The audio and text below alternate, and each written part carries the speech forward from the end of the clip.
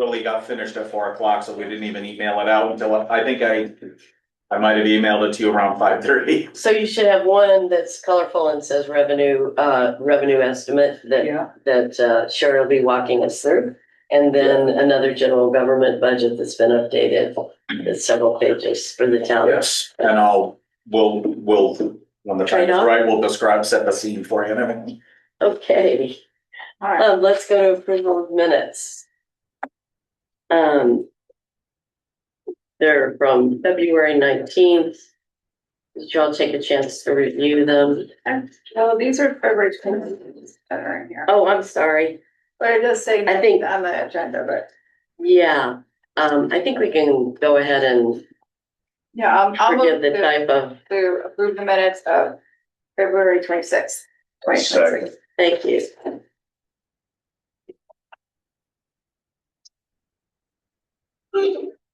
Okay, any discussion? Any alterations recommended? Okay, move to, all in favor of passing the minutes or approving the minutes of February 26th. Aye. Opposed? Abstained? Okay, thank you. All right, present to speak. Is there anyone online or in the room who would like to speak?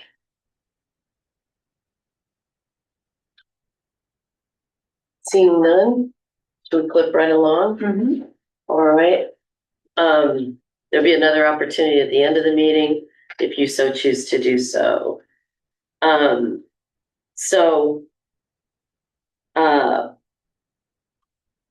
So I think we can move right to the revenue presentation if that's all right, unless there's, I think what, just to sort of expand a little on the agenda, what I'm hoping for tonight is get a picture of the revenue situation as we now know it. Hear Mike on the updates to the town budgets that he just provided, and have some top of mind discussion at least about where we see areas of concern or what, sort of top of mind ideas for how we might address the budget. But I don't think we get into the line detail so much tonight. And we might also hear from Alex because he's provided some information on call data for the firehouse and an updated ambulance budget. So, sound good?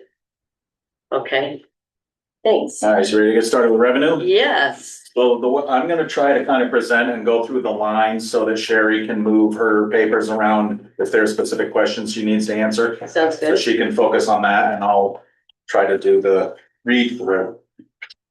Okay, so the colored sheet is the one you want to worry about right now of the sheets I handed out.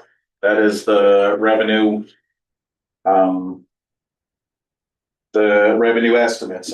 Keep in mind, these are estimates. As you can see attached to it, there was a sheet of the governor's estimated budget that came to us from CROG. And so again, keep in mind, these numbers are currently estimated. If you're following the news, you'll know there's a lot of discussion during the session right now, particularly about ECS reimbursements. There's a lot of movement on that. I talked to Tammy Nuccio at probably 4:45 this afternoon, just to kind of see if there was any status. Everything is up in the air. Everything's being discussed. The two major parties both have a lot of competing provisions that are being debated and discussed. So there are similar, both Republicans and Democrats are trying to work out how to do ECS better. The good news is are trying to find a way to better fund the formula for the towns. They're just looking at it from some different perspectives. So the point of all that is the latest information we have right now is that but the governor's budget estimate that's on the back of the colored sheet there, the second page.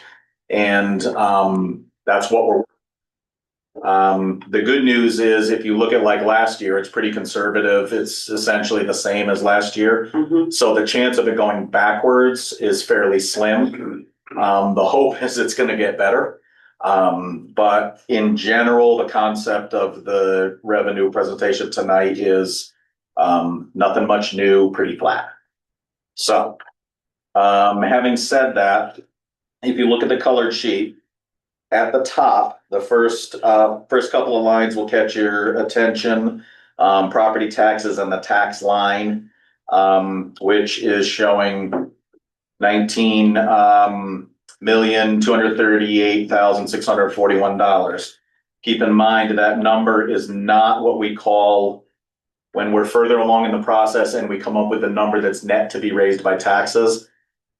This is not fully that number yet, because this number is not affected, like if this board decides to infuse fund balance, general fund money into it, things like that. So this is not a final net to be raised by taxes. It's just the simple math right now of taking the current expense requests before they get edited at all or remade by this board. So the worst case expense requests measured against the revenue that we're predicting. And that's what the difference is right now between the expense requests and the revenue is 19,238,000, yada, yada, yada. So moving down from that, anything in these lines is based either on the information from the state or conservative predictions. We don't want to regret having over predicted the revenue, so we're being pretty conservative on it. And we're also looking at how it's been trending over the last 3 years to try to make a good fair estimate on it. So you can see the way things are going in the current year on interest and lien fees. We're actually trending. We're actually well over the planned budget right now. The approved budget was $35,000. We're about to hit $48,000, which will potentially put a little more into the fund balance by the end of this fiscal year that had not been budgeted. And so we're feeling it's safe to predict that at least 50,000 for the coming year. So I'm sorry, That's the next, I'm going one line at a time. Oh, you are, okay. Yep. Okay, so now we move into the blue area, and that is essentially the money from the state, basically. So you will see a lot of these numbers come directly from that sheet that's on the back there, the proposed governance budget. Educational cost share, as you can see, is the same number for, the current fiscal year and the upcoming, because that's so far what's been provided. The state property reimbursement, which is similar to like sometimes called pilot funds or whatever. It's their money to us in lieu of the taxes that are not being paid because it's state property. Again, that's a number that they gave us. So disability reimbursement, we're estimating that number. We're currently over $700 at this point in the fiscal year. So we're just sticking with the $700 estimate again. As you can see over the last few years, that's the estimate that we've been running with. And we usually come in a little bit over. So we're just going to stick with that. So that's not related to the new exclusion on the grand list. That's a different disability, right? That's not a reimbursement. Okay.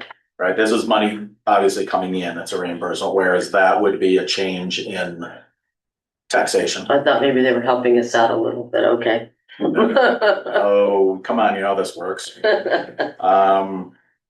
Okay. PQAP funds. That's a number that we were given. Additional veterans exemption. Again, we're estimating that based on the track record so far.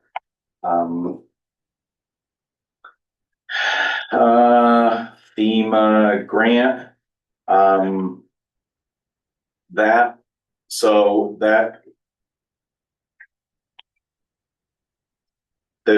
the FEMA grant as we understand it. That's the one that goes into the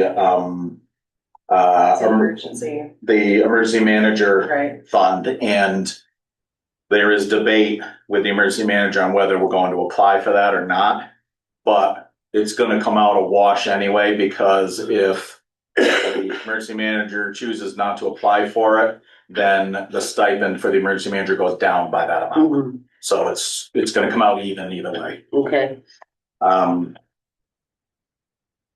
Nothing is predicted this year for the absentee ballot support grant. Judicial fines, we're just following the trending and trying to keep conservative. We're already over this year's budget estimate at this time of year. We have reason to believe that a $12,000 estimate based on what is still planning to come in. It's pretty steady quarterly, what's coming in, so we feel it's safe to go up on that one. The municipal grant and aid, again, that's a number that we already know. TAR money, that's a number that was given to us. And this year, we don't have motor vehicle tax reimbursement coming in, so we've budgeted at 0. And so that brings you to the bottom line of the intergovernmentals. Next line, investment income. Again, we're looking at how it's trending. Right now, we're about to hit $100,000 at this point in the year. And it still seems to be holding. Obviously, this can be a little bit volatile, but if you look at the last few years, we should be fairly safe at 147. Is this as of the end of February, the investment income? Because we only have, what, 4 months left? Yes. Okay, yeah, I wasn't sure if I know Sherry updated the numbers this week, but I wasn't sure if that, like, if they're goes back, holds back a month or whatever. Okay. So now moving into our local fee type revenue and all that. If you look at building fees and permits, we talked to Mike D'Amato to see if he saw anything that was on the horizon that he thought might be a significant change, like a large project that is planning on coming in for a permit that would bring a large fee in or anything. There's nothing unique that he sees. So based on we took more because if you look at where we are this time right now, we're at $94,000. We're not going to try to estimate that high. Again, we're taking a conservative line at 70. Because the year before was We had 70. we had some strong years, yeah. Well, it was actually lower than this year, so. Yeah, I'm just saying like strong compared. Yes, I understand what you're saying. Yep.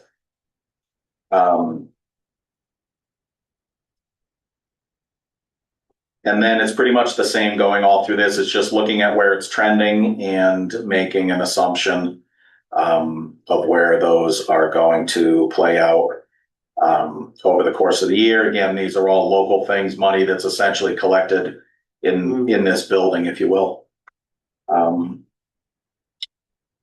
So it is an increase at the bottom line of that sort of peach colored section in what was budgeted last year for revenue versus this year. You can see it's from 145.5 to 161. But based on the actuals, we're still trying to stay below what the actuals are for trying to play it safe, basically.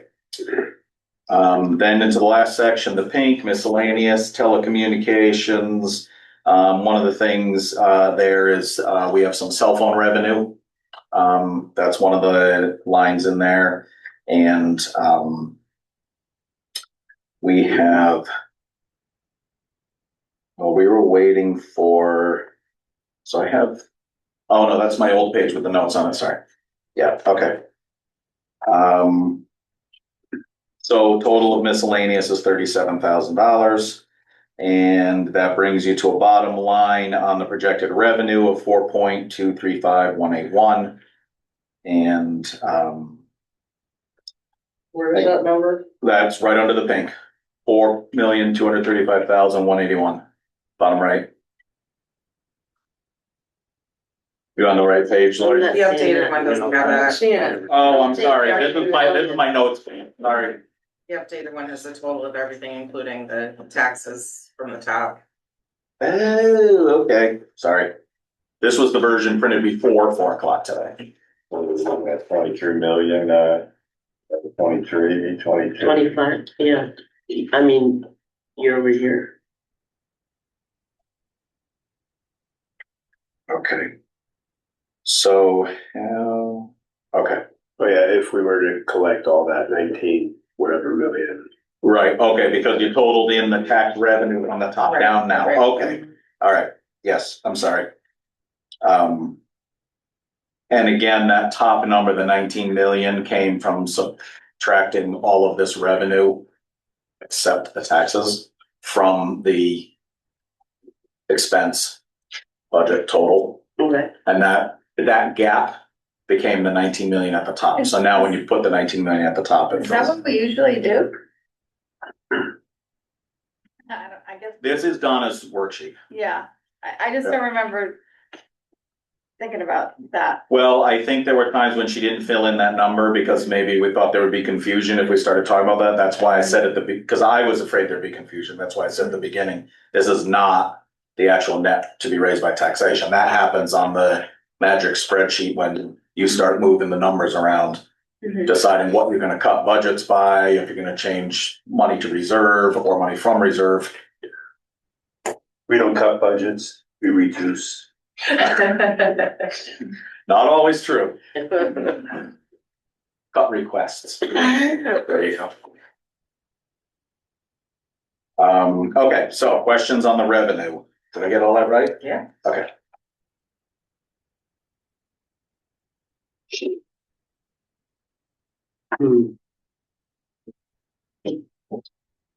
Christina, somebody's gonna wait. Oh. Thank you. Totally forgot. Are there questions? I mean, it's pretty straightforward. That motor vehicle tax reimbursement was just a one-time thing? And is that because they changed the tax? The mill rate and also When that- the tax. Yeah, when they changed the taxing structure and capped the mill rate for the cars and all that stuff. If our mill rate was higher than the state's, cap, they would reimburse us, right? Right. I don't know if that's still in place. Oh, they want to get rid of that? Well, You don't know. every news story, there's some different discussion about how are they gonna change the formula for car taxes again? Okay. Well, from what I've seen, it's gonna fall below that anyway.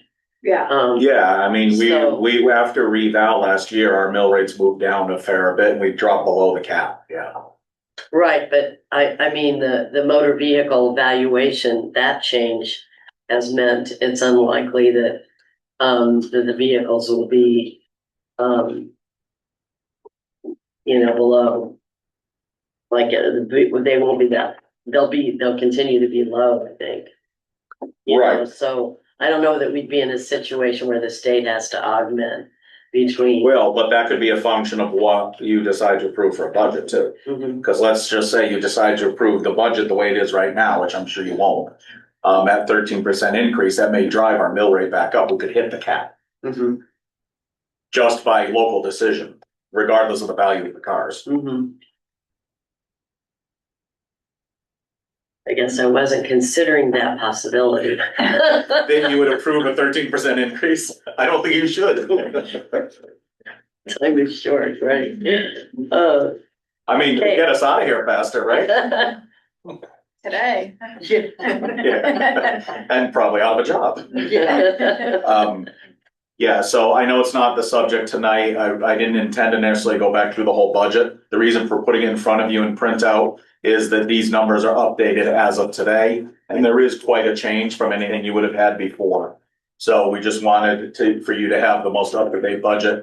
And I'll just mention a couple of highlights. As some of you have heard over the last few days, we got the estimate that the health insurance will be, our Anthem is asking for an increase of 32.4%.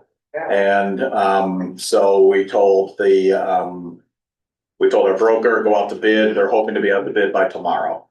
So we'll see what happens when we go out to bid. So those numbers are in here? Those numbers are in here, Okay. yes. And we also, CIP made a lot of adjustments last night.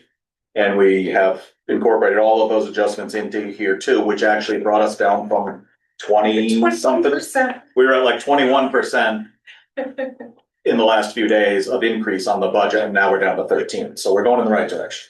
Did Anthem give a reason why they're citing such a huge increase? They have not given us the paper statement. Sorry, I'm getting a cramp in my mind. They didn't give us a paper statement yet. They called the broker and said this is going to be the increase. And actually our claims to fee ratio is very good. We're not using our insurance at a rate that triggers any of their alarms. And it's surprising that there's such a huge. Yeah, the teachers retirement board switched from, Anthem to Aetna this year, I think because of those high rates. Yeah, But this rate does affect the education budget as well. absolutely. And that is it's in your whole budget. The pain of that entire increase in education and general government is all in that budget. So there aren't more. That wouldn't be in here though, for Yeah. But you the. didn't for add, insurance. but you didn't, it isn't added in that bottom line at the end. I thought, No. No, it's part of It's just 6.8, it says. okay, so it's, all right, I apologize. Yeah. I thought it had been added into the Board of Ed number also. Okay, see, this is why you're here to correct me. Okay. So then the Board of Ed number is not revised. I apologize for saying that. The general government is. So just wanted you to have the most up-to-date numbers and, you know, there was a lot of tightening up of numbers, filling in of blanks, the last little things we didn't have last week, plus the updated CIP and all this other stuff, so. He's out there to compete with Anthem that. The broker feels for sure that United Healthcare will bid, and they're not sure what else. They just don't know until it goes out. The good news is because our usage to fee ratio is, desirable in the insurance world, we may get other companies who will bid on it. You know, like a Cigna or something like that or whatever. Just because they'll look at our history and say that we're, you know, a good customer to get, right, a better risk. Yeah. So we're hoping to hear from the broker tomorrow that they were able to get it out the bid. The dollar impact of that is that the one on page 10 that shows not 60,000, 59,000? Yes, yes it is. Okay. Yes it is. Anything else, Mike, that stands out, you know, like is there a page you want to show us or anything? Well, I think you already know that we have some big numbers, particularly like in public works and all that. And what I will say is that the Board of Selectmen, we put an agenda out this afternoon, called a special meeting for Monday night. And we will have CIP and budget is on the agenda for that meeting Monday night. So I'm only one of 3 people, but my assumption is we're going to attack that budget and see where we come out. Okay, Is that at 6:30? 6:30 Pretty sure I Monday, called it for your usual 6:30. time? Yeah, I think so. What time is it? You putting it in your calendar? It should be posted. Nikki posted it about 4 o'clock this afternoon, so it should be on Monday. This coming Monday. We have Board of Assessment Appeals too, right? Board of Assessment and Appeals is not on the, Monday. Calendar. what room is that set for? We usually do it upstairs, it doesn't have to be. In the big room? Yeah. That's school building committee. And then, so we have the back room also available. Yeah, we'll figure something out. Okay. There's like 3 of us. Yeah, so,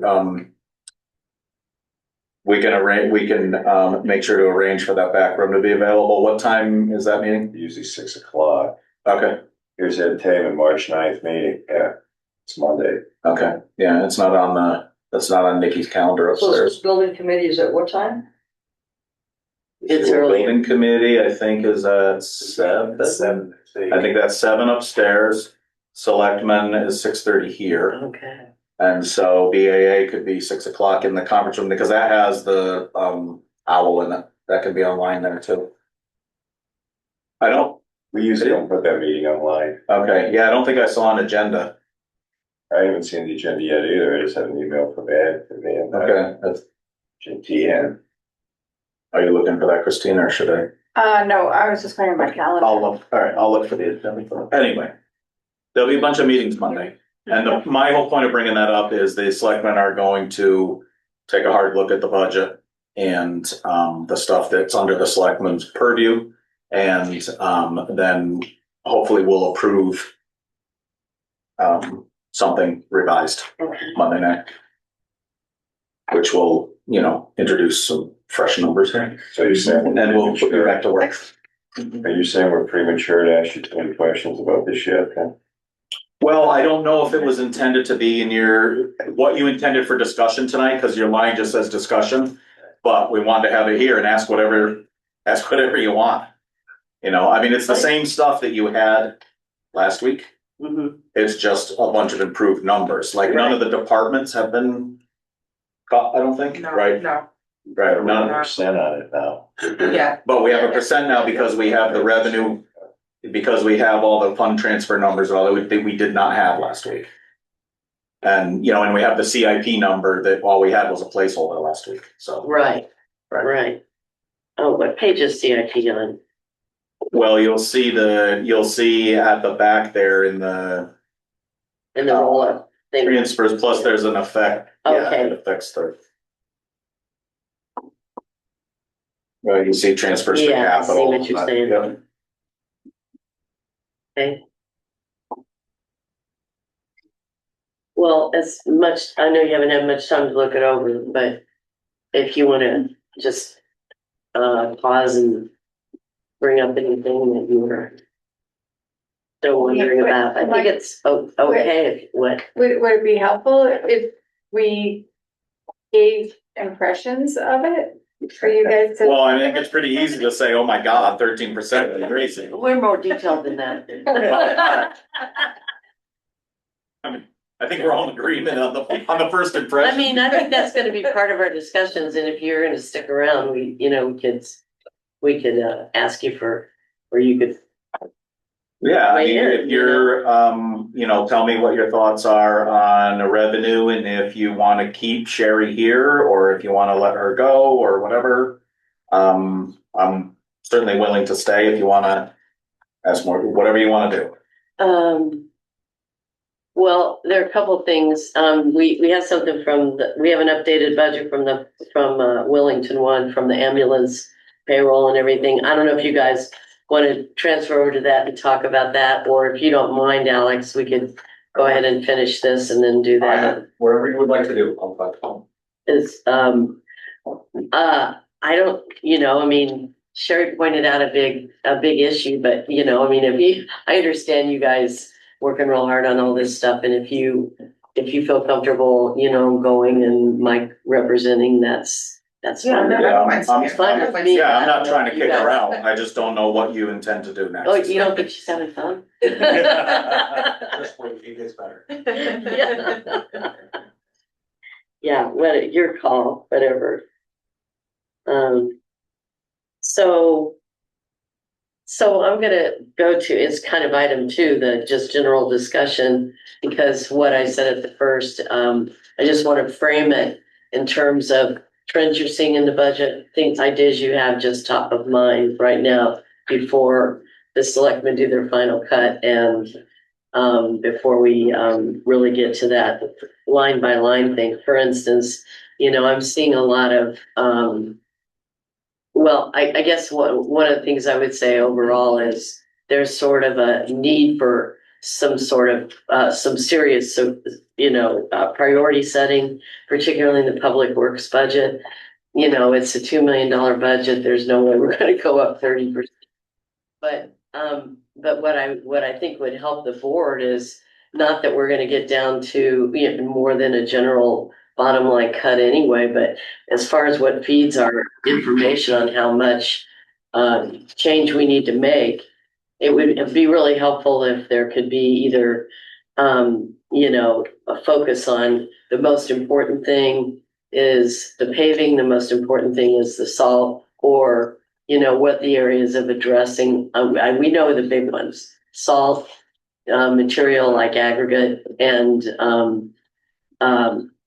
the tree removals. Asphalt. Asphalt, yeah, I mean, I'm saying materials for paving, but he wants to upgrade one of the types and stuff. So things like that, it's just, it's some of the requests seem like they're kind of saying to themselves as budgeters, you're gonna put on the table everything I think we need, which is important to know for long-term planning, but we're with a pretty flat grand list and honestly, revenue report. And nothing to offset that in the town like new business right now.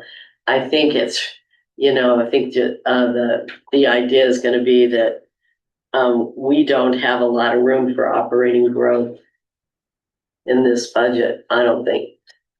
So that's, I mean, not to be too dark about it, but so I'm gonna just, I have some specific ideas, but you guys jump in. Well, I think my impression is that there's no way it can go through this high, so then we're gonna, and then, it's not our job to go line.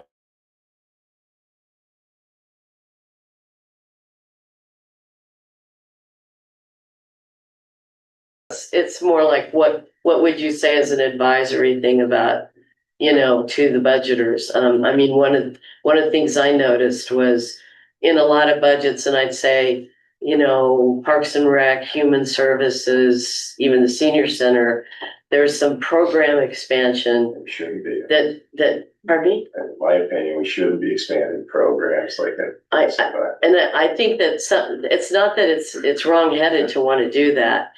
The difference with like Parks and Rec and Human Services to a degree is that they're running out of their ARPA money. So some of these programs are not really, they're an expansion in the spending, but not in the service. So, so cognizant of that, but, it just feels like,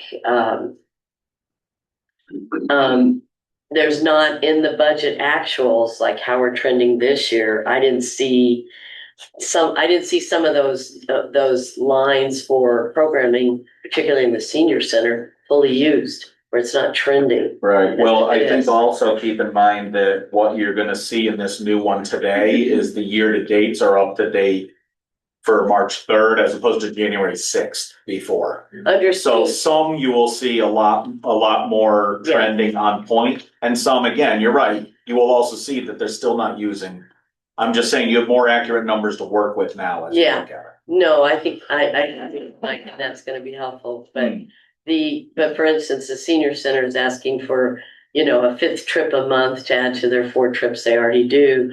But then as far as trips taken, they're not showing. And they said at the table, they're this is a dead period in the winter.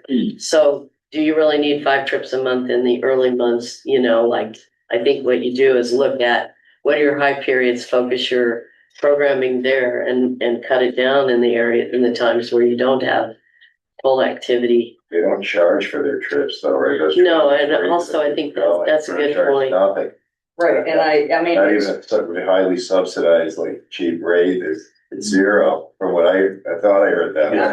I think the majority of the trips are not charged. I think there are some trips that are planned with a charge, but the majority. And these like trips to casino, things like Yeah. that, like, okay. Not Yeah. Right. Don't be prissy. I mean, They're gonna go lose money, Yes. they might as well spend a little money to get there to do I it. think if we took a percentage of the winnings, that could be yeah. revenue. No, I agree. You can't can't do beat the that? house if you. It'll the, be a percentage of a loss. Yeah, I know. there was a time where the rule for any of these kinds of programs was it had to be cost neutral. So if you could charge a fee to participate, you could fundraise to make sure it happened, but it wasn't just for, free. The taxpayers weren't tonight. And Well, I'm apparently not that, sure what's, either by accident or intent, that's changed over time. And I think at times, various programs have been justified as being enriching for the community or whatever. And so maybe that gets revisited. Maybe some are enriching for the community and the community should pay for it. Maybe some aren't. And Maybe if it's a trip to the casino to gamble, then maybe it makes less sense for the taxpayers to be paying for a trip to the casino to gamble. Whereas it's more sensible for the taxpayers to pay to help you get to the grocery store. I mean, we used to have That's just a an big example. coach bus that people would pay, I don't even know how much it was. To go to New York or But, something. or to go to the casino Mm-hmm. for the day. $25-$35. Yeah, Yeah, something right. like that. I don't know if that still runs, but, Yeah. that was open to everybody too.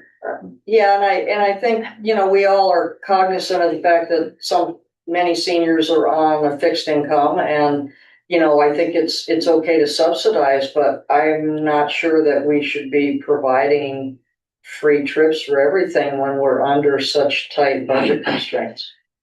We I mean, did, that's not for us to decide, but that's something, Mike, you can bring up with, I think.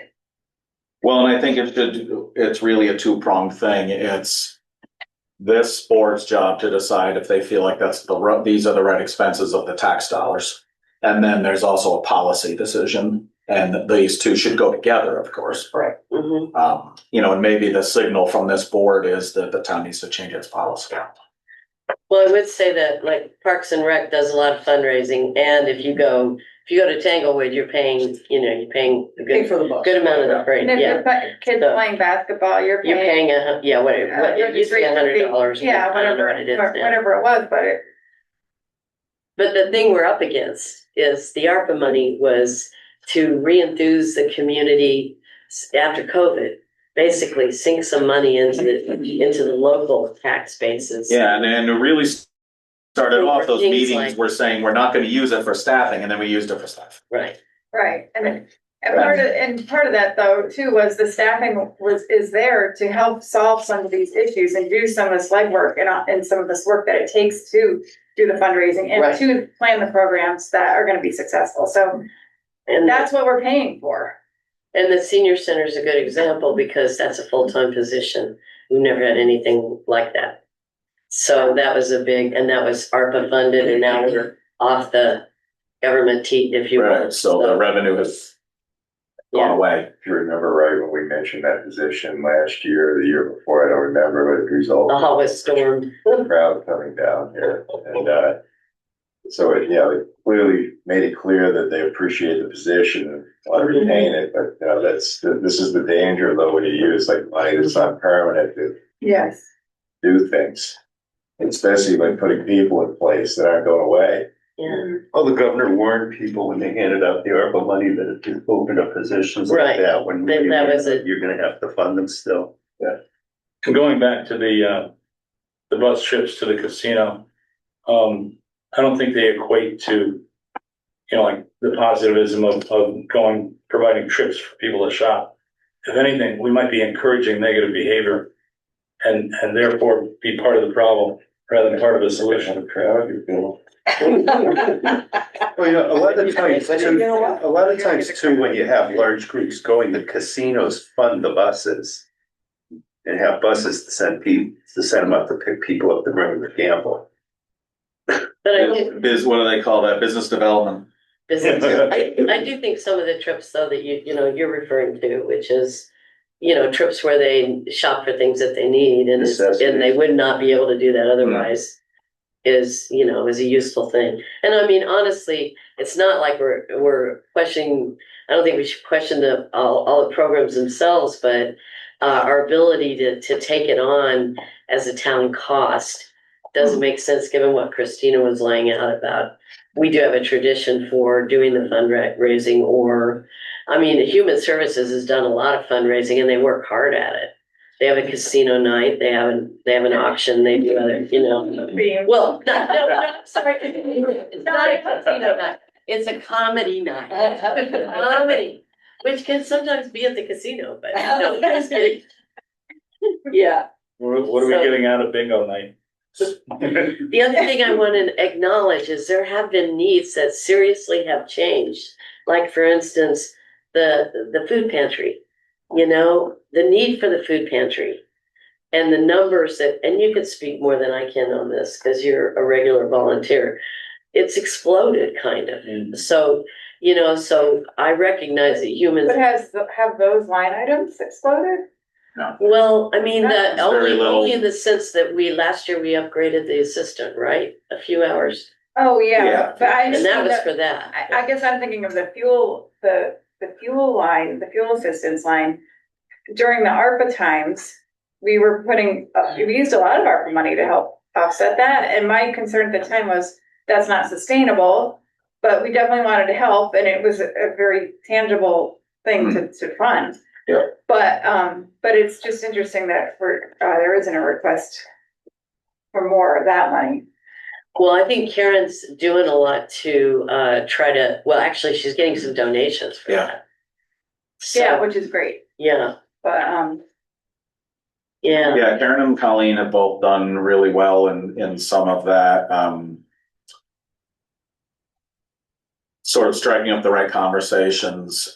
They were particularly in the fall when we had all the stuff about SNAP benefits. There was a lot of attention and people reaching out, how can I help? And we got overloaded with food and some people said, oh, it looks like we shouldn't bring you food. What else can we do? And they capitalized on that opportunity and some people just made a chunk of cash donation instead, which could, be used in some of these other things in the fuel assistance and all that other stuff. yeah. We also had a few people who came to us for that kind of assistance. But they did their due diligence and determined like some of these people were, tenants in, situations. And actually when pressed for some more details, the tenants were having a battle with landlords and the landlords were saying they were using too much oil and weren't wanting to buy the oil. And the people were coming to us to try to get oil they were coming to us in all with no bad intent. Right. But that's not what the purpose of that program is for. It's not to help a landlord who's making rent money put fuel in the tank.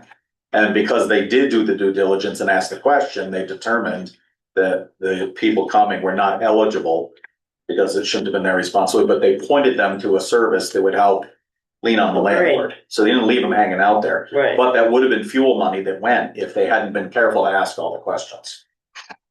That's a great anecdote.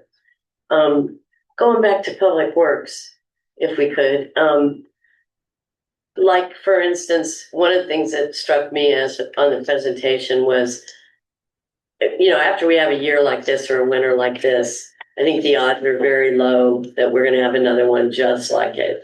So I don't. This is recorded. Oh, I'm We can sorry, you review mean I'm this tape jinxing later. us? I'm jinxing Next us? winter, we can review this tape. Oh, no. Well, I'm saying the odds are low. I'm No, not saying I we think- won't hit it, Right. That's why you always play black when you do the wheel, No, you're absolutely right that, one bad winter doesn't readjust everything to the. So I feel like, and I know too, we have a road program that we did pay for a software to sort of look at the roads in town and figure out a system for hitting them all, upgrading the roads and doing that. It's just how fast can we do that with the cost of paving? I mean, I don't know if there's other opportunities for grants. I think we do a lot of that now, but I know, Mike, I know you're trying to expand grant potential and that would be great, but it's just really hard to address all that stuff at once and figure out how we can do it and how we can move ahead. And, I don't know, Yeah, I mean, the total public works increase is 32.4%. That's not gonna make it through Monday night or not. At that level. I'm only speaking for myself, but I am sure it's not gonna make it through Monday night at that level. and the trees aren't a fun thing to invest in, but they're kind of in our face, so I understand that, but You said how much is it? As a total public works is 32.4, bottom of page 8. Yeah, it was 30.4 last week. So, this is the updated numbers here. I'm looking at last week's. okay. What page is that? That's 80.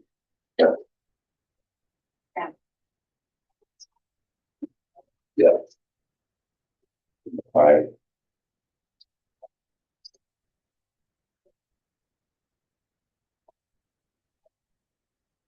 You were saying it went up from last week? Last week it was 30. It did, it was at least, a CIP, Oh. at least for. Oh, yes, because when we got the CIP plan last night, The loader. from the when the CIP plan was emailed last night, we inserted the numbers this morning, and there's a lease next year in the CIP plan, so that got out of it. Thank you. Yes. Do we know what that's for? The John Deere loader, I believe. Yeah. Very good. Go to the end of the class. Put a big brain on Jay.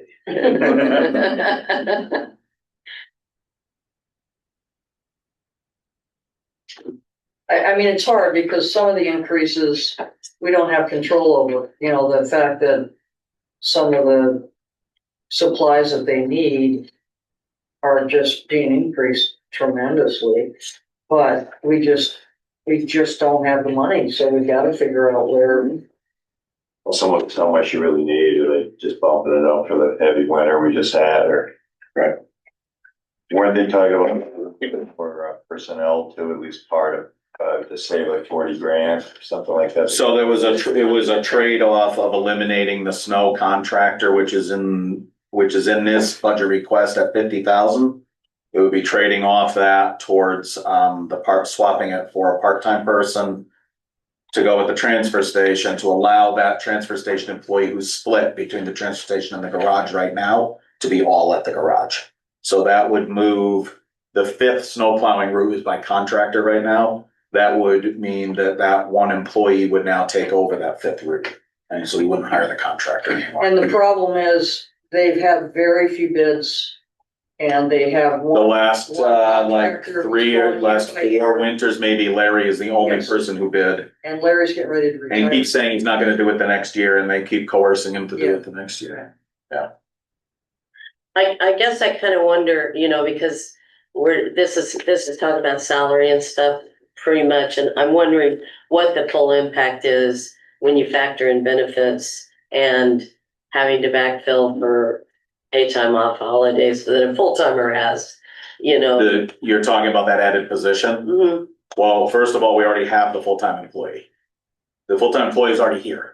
They're just split between the garage and the Okay, transfer. so they already get benefits. That position and that body includes on the transfer station. So there's no cost impact to that part of it. The Okay, cost impact is the new part-time employee to backfill at the transfer station up on the top of the hill. So that's why I'm doing this, top of the hill, the transfer station. so what was So that? it's the part-time employee's salary, and then if you remember what I said at the last meeting is if they took the maximum possible benefits, so they put their entire family on the insurance, then the entire cost of it would be like $58,000, I think. Yeah. I think it was $58,000, right, was the entire cost of that part-time employee, including the maximum possible benefits. To say 40, What's that? what were we paying the contractor? We're paying 40 for the contractor right now, budgeting for 50 the coming year. Even if you stay at the 40 we're paying right The now, worst case is. the worst case, it would add $18,000. Cause it would go from the 40 we're paying this year to 58 if they took the maximum possible benefits, put the whole family on insurance, all that. And the problem is, if Larry doesn't do it anymore, there's nobody out there who wants the contract. So what? Yeah, we've offered higher, we've offered it at an open rate, people could bid the rate they want. In hopes that someone say, well, I'll do it for $250 an hour. Larry's doing it for $195 an hour. And a lot of contractors won't put a truck on the road at that price.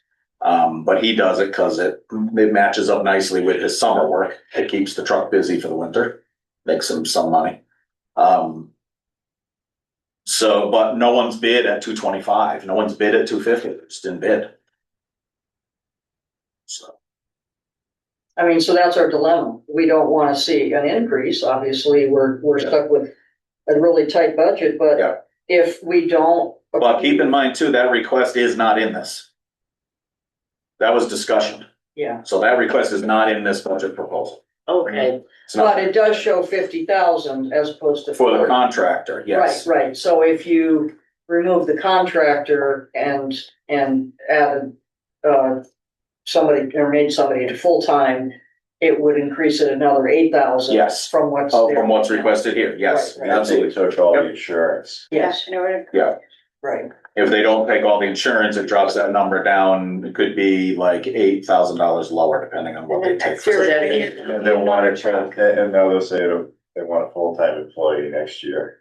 The part-time, they'll be So requesting. you gotta take good notes so you can catch that when it goes next year. Well. Yeah. And then in regards So it's to never, trucks, it's the never, garage to put the truck in. it's like when you never give good, almost and, right, it always gets bigger. Yeah, I get worried that if we can't, if Larry doesn't do it and nobody's bidding, what do we do? Now, if you had a light winter and there wasn't that much snow, would you need them at all? Well, the challenge is if you redo, so the challenge is if you redo the routes, if you eliminate one truck, you have to redo the routes, so that you cover the roads. And so what that happens is it makes the routes longer. If you have a light winter, it doesn't matter too much. But you can't do the longer routes with the amount of sand or salt in the back of a truck. So you do a You route, gotta go back. you gotta go back, reload the truck, go. So that adds a lot of longer time. to- You know, you can add 20, 30 minutes driving back to the garage, loading the truck, go in, use the bathroom, whatever, you know, grab a soda, whatever, get in the truck, go back out. And in their summary, the Public Works summary, they talked about, even if it's not a big snow winter, we are having a lot of that ice, rain, That was- freezing rain. That was the worst part of like January and February this year, was like night after night, we'd have a freeze at night. Yeah, And so then they have to call them 3:30 in the morning to back out again salting before everyone hits the roads in the morning. So we're over, we're at like 2,300 tons of salt now. For the year, and you know, that's twice a lot of years. Well, I think, didn't he say something to the effect that if trucks identified, but what Christina's referring to is for this full-time move? The spare truck, so that public works employee that is part-time at the transfer station right now, on their days they're available, takes the spare truck, the one with the yellow cab. I always try to think of them visually, like your picture chart there. Yeah. The truck with the yellow cab, which is the spare, they take that and then do these parking lots. So that truck would now be doing That doing. truck would now end up having a route. So then who's gonna do the parking lots? Or how's that gonna happen? They would have to happen at the end of the storm, or, his pickup truck would have to Troy's pickup truck would have to get used more. Mhm. Well, and they do have the service truck. I think the service truck has a plow on it. It does. Right? Yeah, they saw, so the last storm, it was every truck that was in there except that yellow one, without plus the firehouse. We did, Yeah, they did some with Yeah, the pickup you truck. we were out doing routes. Mhm. But it does sort of, I mean, and it's true, if you don't find a bidder, or you don't have a bidder, you don't have a bidder, but I've always wondered, are we sort of like trying to set that bar a little higher so that we do attract bids? I mean, are we kind of? Well, it was become open. People could select their dollar per hour. Okay. So if you wanted to do it, if $500 an hour got you motivated to get out and plow, then you could put a bid in. Doesn't mean they would accept it or hire that Yeah. person, but no one even submitted a wild bid to see if they could get it. Mhm. Okay, this is a good discussion. I don't know, I always kind of think, where's the rub whenever you're adding staff? And that's also, the thing that you try not to cut. I'm not saying you won't cut at some point. In a challenging. What's our fund balance right now? What's the percentage? Our best number as of this afternoon is about $2.2 million. So it would probably be, depending on where this budget finally settles out, it's about 10%, And you're supposed to stay between 8 and 12. 8 and 12. Yeah. Yeah, I'm just thinking if we have a healthy fund balance. I mean, people always have the option to come to the Board of Finance if during the course of the year, they need more funds for something. And that maybe allows us to, cut down on some of the budgets and just say, well, I know you're using a lot of salt this year, but we can't put that amount in the budget. So, we bring it down, and if they need money, they have to come to us. I'm not saying we cut it to the point where. Those conversations have happened many times. It's happened with a fire truck breakdown, come during the year. It's, yeah. Yeah. Yep. But I guess what I see this year, it feels different as far as fund balance health. Because we really are flat on revenue.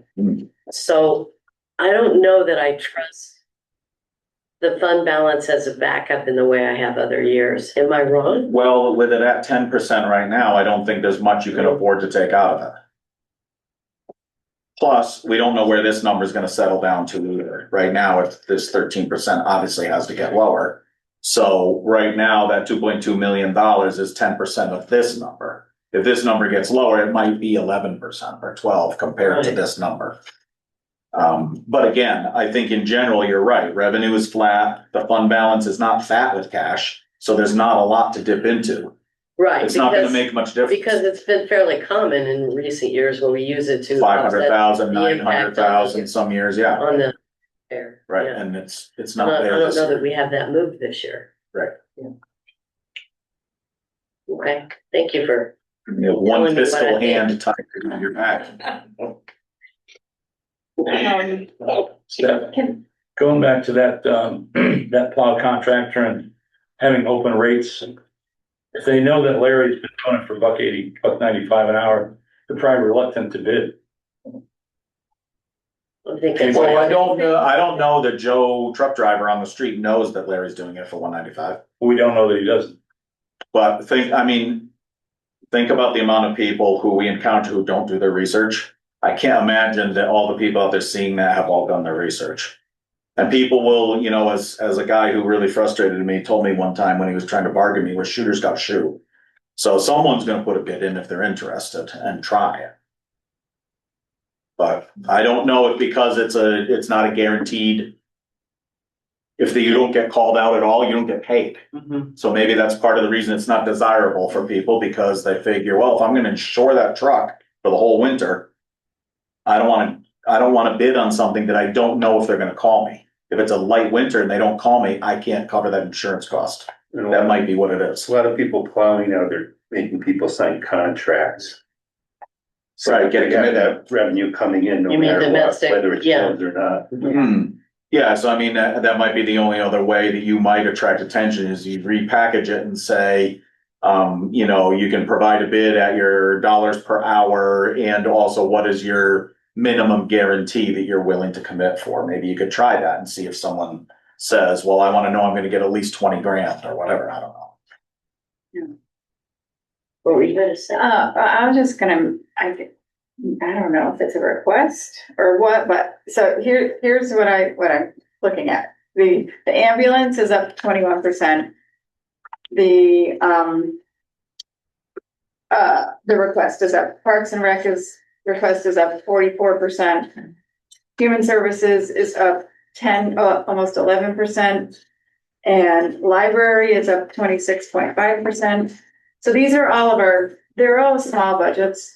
So I'm not sure I don't know what the number would be, and, but I don't think, I think we need to ask them to try to come in under, at least in a single digit. Well, We're not saying, yeah, but because, this is crazy. let me address the library, because I did ask, I asked Steve if he would resubmit, that's presuming the 50,000 that was cut last year would be restored. That's how they presented their budget. It's a board approved budget. I asked Steve to, and the library board to show us the option of what their budget would look like. I think he had it in his narrative. It's pretty low growth once you take that presumption out. Last year it felt like we were doing some things that would not be, things that would not be open to us every year for sure. But some things that sort of went over the line of what we usually do. So there's that, but I think, he's gonna submit something that I can share with you guys. So I did address that one because I know what the reason is for that increase. Yeah. And what else did you mention? Well, it's basically every single transfer out is over 10%, if not over 20%, if not over 40%. Like they're just all really high. And So it's not a one-off situation, it's a trend, and maybe we need to send something to them and say, you know, I don't know how everybody else feels about that. Sharpen your pencil. Yeah. Yes. The other elephant in the room, and it's like, it's probably harder to tackle is the school budgets considerably Yes. too. And, there's reasons for it, but Yeah. still it's an enormous increase. Well, one of the things, oh, I'm sorry. Go ahead, Yeah, I mean, one of the things I'd asked Phil was if they had looked at, if anybody in the staff was coming up for retirements and whatnot. So it's something that they looked at and gave consideration. So that indicates to me that they know that they need to do reductions. The fact of the matter is, they don't want to. Well, when he presented, he said that they offered two buyouts and and both were declined, so.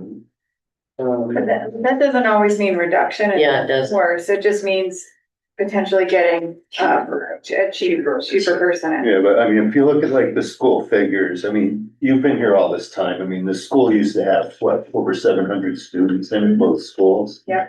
Now they've got 375 students and they really haven't reduced the staff in that 20-year period that they lost all those students. Yeah, they have. Well, they have reduced the classroom staff significantly, because when I went through, there was almost 800 kids when I went through. Yeah. And there were 3 or 4 classes at every grade. So those had 3 or 4 teachers at every grade. So now there are 2. One of the things that has changed is there are less classrooms with teachers, less sections.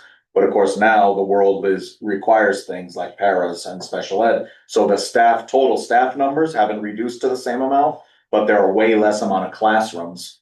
Like I said, there were, in a lot of our grades when I went through, there were 4 classrooms. And we So it's used to 4 have 5th grade adjusters, teachers, 4 we used 6th to grade have teachers. And we used to have language arts, foreign language, we used to have We did more. used to have foreign language. A lot going on in Yeah. that school. But Mhm. They're trying to do a lot, and I think what they're seeing is that, and actually, it was on the news last night in another town, basically, tons of people coming out and saying, you're cutting the dollar for all education students, because of this, heavy responsibility for, for special needs that has exploded. And honestly, I think, COVID played a role in that, because developmentally, kids really got sucker punched. Yeah, and I don't remember, he had said like a total of what the special ed budget, the outplacement budget was this year, but it was hundreds. Well, it's like. It was I like think it's 700 and some. Like 700. It's more. But it's 730, something, I don't know, I just Yeah, but remember all the that's how numbers. much it's up, maybe, right? No, It's up 6. That's the total? totality, Okay, because 'cause I thought- it's at least like 100,000 per, and we have like a 7 place. for I a thought town it our was size would like be 2 to 3. 200 per. I guess towns this size usually 2 to 3, Mhm. 7. 7, yeah, right. Used to be It's, 2 to 3 it is. for a long time. And the state's aware of that, and we're, of course, applying pressure. My conversation with Like Tammy it this is this afternoon, year, Probably. as I said earlier, my conversation with Tammy this afternoon was that both sides, Republicans and Democrats, are trying to find a way to revise the ECS grant to be more favorable to the towns, and to revise or find some way to do cost containment on special ed. Mhm. She even said on the phone that when towns like ours get to the point where we have like 7 outplacements, it's gonna start looking at, there may be a tipping point where it's less expensive for the town to do more services internally. But that's expensive too, because then you gotta put the services in place and have the people, Well, so now you're bringing more staff on board. when Vernon did that, it was a disaster, because you have kids with such Specialized very needs. different special needs. Yeah. And trying to staff that Right. in a separate area with just those kids.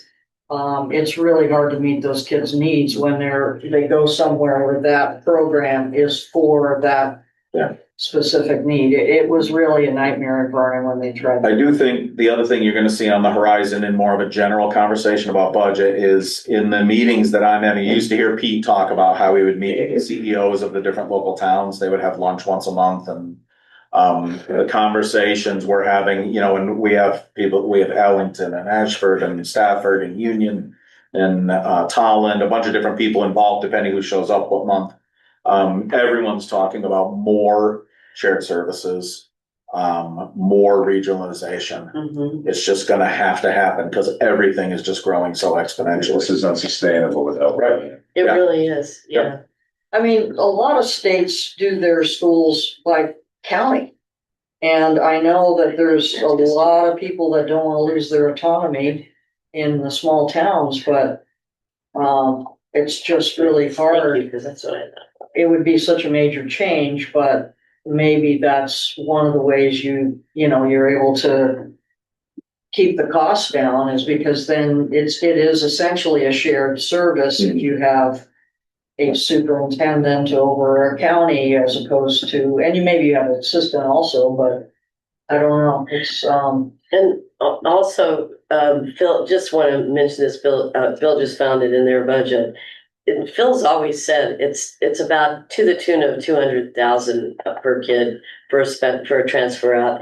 And it's together with the transportation for that kid, it's right around 1.4 million, which For is, 7 of them. yes, Yeah, 1.5. yes, 1.5 actually. 1.5. Yeah, we So went- if you, Sorry. well, I'm just saying, if you're looking at that, that's where, this is like unsustainable for a town our size, you know? And I know we've already bargained to that by like shopping out the transportation services and sharing transportation with the other towns. Like for example, Ashford owns their own buses. And so Phil's been working deals with Ashford on certain, like we're trying to plan some of the summer camp transportation. That like RAC and Human Services and all that are working on. We're trying to work out a deal because there are some summer programs that Wellington and Ashford are sending kids to. And instead of us hiring our own transportation, there's conversation about whether it's more cost effective to work on a deal with Ashford. Since they're already gonna run like a bus, could they come to Wellington and pick up our kids too? So, I mean, there's more and more of this shared stuff that's gonna have to happen. Yeah. The transportation alone, 385, 960, up 11 grand from the prior year, and then the outplacements went from 871, 164 to 1,112, 242. So there's a big chunk of that budget increase right there. Yeah, and there's That's what absolutely I mean. nothing It's like- we can do about that. Yeah, you that's can't, like- mandated. So like, Yeah. if you look at just the raw number of it, I know that I'm not trying to defend the increase. We all know it's a huge increase, right? But like, if you look at the actual number, that's double their increase. So if you took out the outplacement cost, their budget would actually be going down. They would. I couldn't picture that. Well, Mathematically. I know that but you know what I'm saying though, like if you look at the number and if nothing else changed and we didn't have the outplacements, like if everything else on their budget stayed exactly as it was and there was no outplacements, their budget would actually be reduced from last year. Are you talking about because of the one additional outplacement? No, just in general, like the outplacements alone, which Yeah, there's nothing anybody can do about that. It's just mandated. It is what it is. If we took out the outplacements, the outplacement cost is double what their increase is this year. So if you took out their increase, took out the outplacements, the Board of Ed budget would actually be. It would go down by the amount that's going up right now. Down by double what it's going up. I gotta Year think over that year. we are one of the most onerous examples by population and socioeconomic scale. And that point was made in that letter that Mike and I and Bree signed for. We also, as already has been discussed, we have the ECS formula challenge. When you look at, say, like, I think it's like Wyndham or something, it's 71.1%, and we get like 34 or something. Or 31. 39, oh, Whatever, for ESC. 30 something, ECS. 39, I don't know. I think it's 39, but it's Yeah. half of what. It's half, basically half of what like Wyndham is getting for ECS percentage. Should we pause and sort of talk to Alex about his budget? Is this number wrong, that the way we've adjusted this, then it shows a 21% increase? So just to clarify Yeah. that, have plenty of conversations in between to make sure we're all understanding the numbers. The the budget request that shows in your paperwork has the full, in the actual request, it has the full expense budget and then a revenue budget under it. For that, and that is showing the full dollar value. So that top salary, ambulance salary expense number, six, yeah, whatever it is. That is the full salary amount with no offsets taken against it, just so that everyone knows, like, that's the full expected salary amount. So you should have the budget, their budget request, you should have, which shows the whole request. It's not in the packet I gave you tonight. Confused what you're talking about. On this one? This in She- the packet. Yeah, Oh, that one. it would have been the one they, Talking about the revenue? When you sent me. Oh, ambulance. The one Jerry sent you. Oh. Ambulance payroll, the single one. Yeah.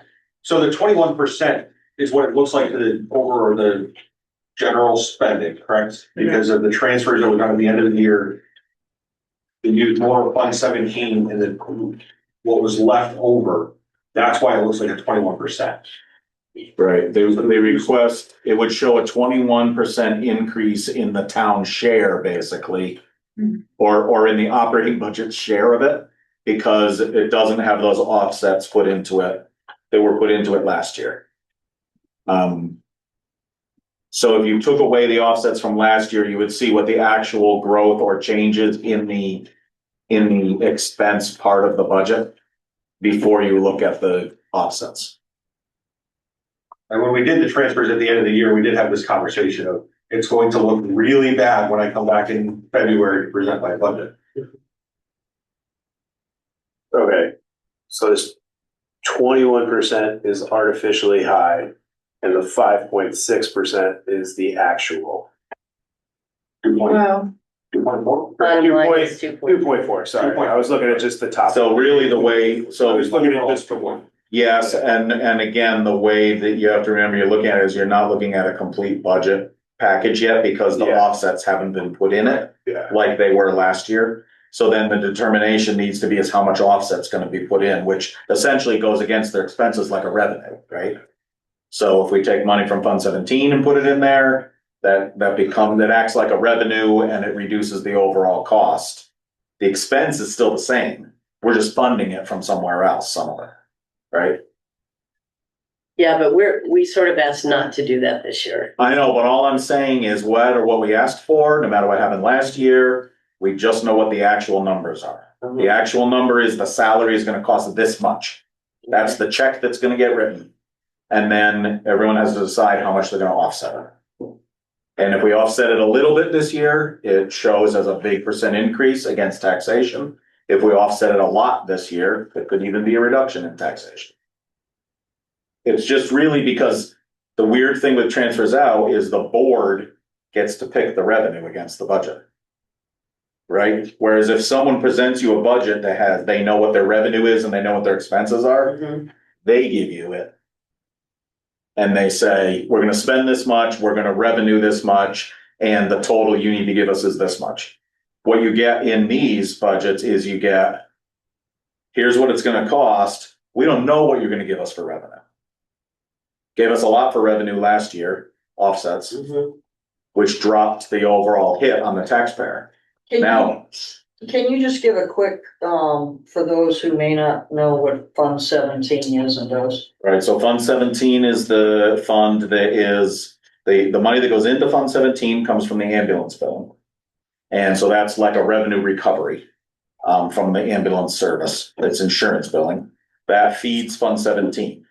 Then Fund 17 is drawn out of for things like, usually there's some amount put against salary each year. If you look at the history, it's been typically like $10,000. Last year was $40,000. Or I shouldn't say last year, this current fiscal year. So last budget discussion, but this current fiscal year, this 40,000 came out of Fund 17 to offset salary.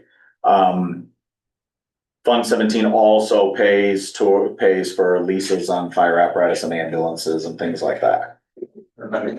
Paramedic costs, things like that. So other source of revenue that is often used as an offset to the ambulance salary budget is money from the cell phone tower behind the fire station that gets applied into the budget as an offset also. I'm not trying to pretend that, like there's some way of looking at it that makes it look great. All I'm trying to say is I made sure we all discussed to make sure that what you had were the real numbers, and how it impacts the budget can be changed by this board by deciding how much offsets to put in. Take more out of Fund 17, the impact on the taxpayers will be reduced. Do you want to go over what we got paying or?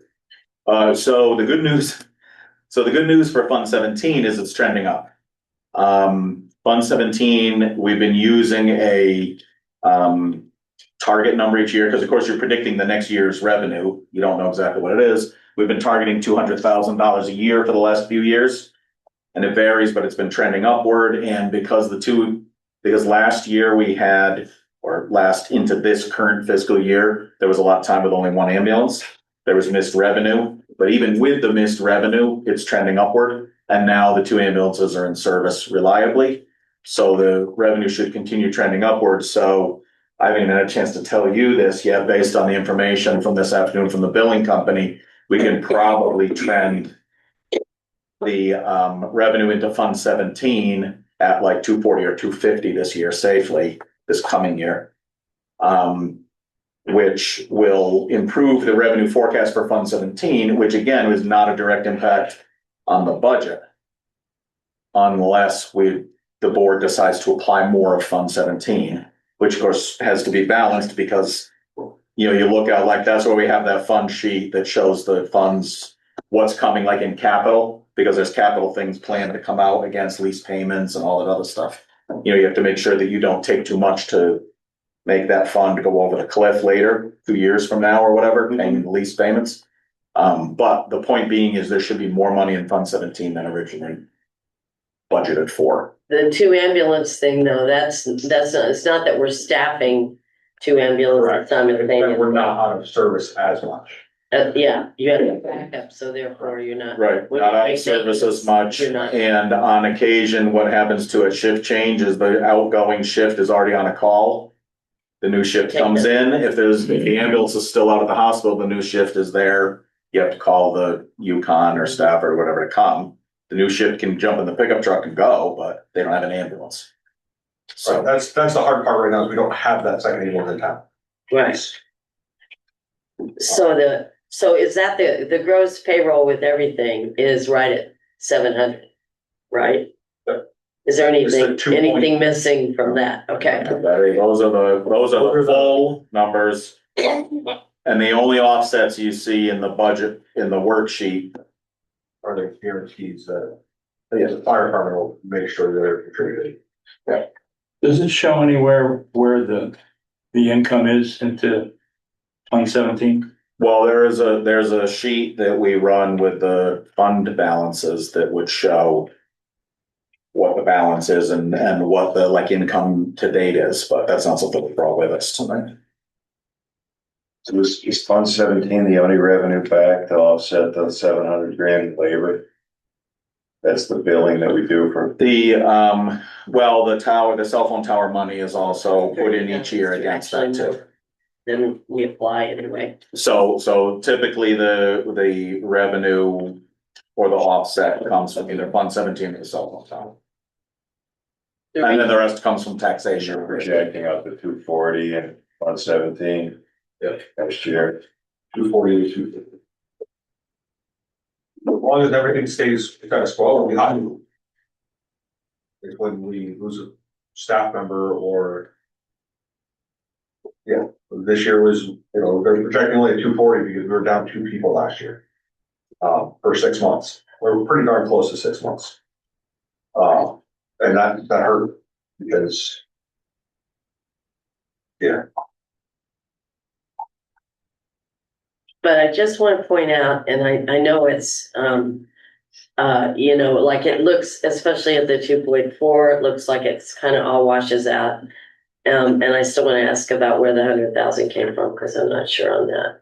But the contract that offers, that's trying to right size the pay level for EMT firefighters, is 15% up from what the status quo was, and three of our four full-timers are newer hires. And one of the reasons we were able to grab that 100,000 savings last year when we were cutting was because we were understaffed. I mean, we had openings and stuff during the year, so that's why we were even able to do that. But so if we were to have stair-stepped that adjustment or done something where it was lower, we would actually show a pretty big savings here, right? In the payroll budget? I would assume so. Yeah, because 15% in a contract, all in the front, all in the first year, when I think most contracts do their highest step in the last year, so it doesn't accrue. That's going to keep accruing, of course, but it does sort of in one shot. I understand why what your thinking was on that, but in the scheme of things, the town has to kind of, recoup that advantage of starting over and hiring less expensive people and grabbing the savings. And we really didn't have that option this year. So I just want to point that out because that's the downside. Yes, are we going to maybe get a higher quality of employee or whatever? Or just keep them. Or keep them, Well, retain them. that's the hard part, is keeping them. Yeah, but it's not like they came in with that promise on the table before they took the job, right? So we're looking at the end of this contract, people are gonna make 25% more than they made when it began. Right, and we're still well under anyone else around. And even departments that are identical to us, we're still starting $3 to $4 less than they are. And people jump shit for that dollar every day. Every day. We get them in, we train them, and then they go somewhere else. And the pay rates rose for obvious reasons because COVID was a time of big risk to emergency workers. They were the first ones going in, and it was obvious in our own town, first ones to risk contamination and everything. So, that's when it kind of jumped. And I just think overall the state of healthcare and emergency services for that healthcare has changed, as you guys all. Well, what I can say too is it was unfortunate that the town didn't have representation in the contract process at the beginning. We do know the chief asked for it during the previous administration. It didn't happen. So the town didn't have a chance for any input in that process until the very end when you were able to join the process at the end. But most of right. So that is essentially, to some extent a failing on the town's part for not being part of it. And either way, no matter whose fault or not fault it's a signed contract now. Mhm. So Right. here we are. No, I know, I'm not. And I'm not saying, oh, well, too bad we got to live with it. I'm I just just saying think we should kind of state the lesson learned here, because Yes. so will you guys make a note of that for 5 years from now when we're doing it? And that's a dilemma throughout our town in all of our positions. We have people who come in and get trained as a town clerk and then they go somewhere else where they can make $10,000 more. You're right, it's true on the town side as much as anywhere. What we learned, and if you don't mind, what we learned within the last, from July till October, September, when we hired, finally, we couldn't get people because we can't get trained people. We don't have the time or the money to train them. We had hired 2 people that we were hoping to train at the lesser rate. And either they were just not cut out to do this job, or as soon as they got cleared, somebody else said, "Ooh, you're cleared in another ambulance," and offer them $4 more an hour. We're between 4 or 5 towns. We share the same people. And it's honestly who would pay them the highest value. Yes, but then of course we have the dilemma of the townspeople won't pass a budget that is, I don't disagree with you. Yeah. We're just kind of stuck, so. Yeah. I mean, I know what you're saying and And the reality of a volunteer doing ambulance anymore isn't happening.